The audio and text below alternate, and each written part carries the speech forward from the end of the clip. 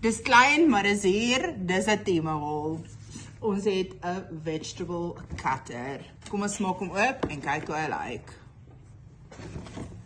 Okay, hier is 'n dingetjie. Ons gaan alles nou by mekaar sit en uitfigure wat werk waar. 'n bakkie. Ek neem aan hierdie is die cutter.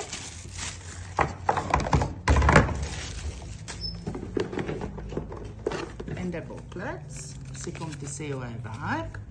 Okay, so hierdie ouetjie was R207 op Temu. Kom ons slaan hom op en kyk hoe hy werk. Geen idee nie, ouens. We're gonna try and figure it out now. Wag, ek het dit so om dat julle ook kan sien.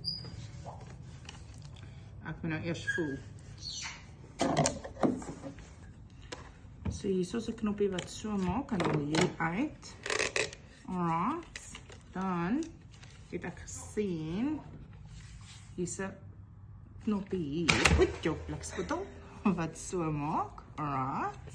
Hulle sê it's got multiple blades. So ons gaan dit nou uitfigure.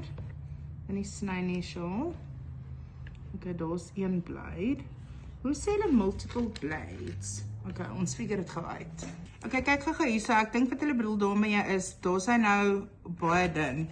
Dan hier agter is 'n verstelling waar jy kan stel hoe dik jy wil hê jy jou goed sny. So as ek hom so maak, dan kan jy sien hy is nou op sy dikste gestel. Hierdie medefter klip hier in, o vetkoek, op een of ander manier, daar sy. Dan haal jy hierdie hier uit, so dan sit jy wat ook al jy choppie daarin, en dit help so lekker baie vir my wat ek kan sien nie, en dan guide jy hom met hierdie dan, en sny vir hom so. Lekker man! Now let's figure out where this goes. So hierdie bakkie gaan dan daar, soos ek jou goedjies choppie, dan val dit hier in. Kom ons toets dit. Ons gaan 'n aardappel daar ingooi. Okay, let's try this.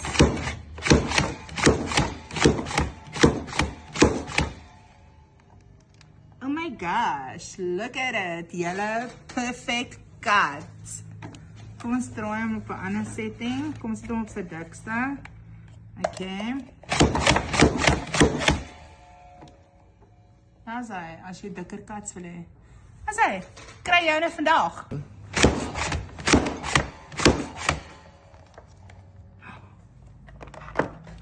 Kijk dan. With my chips.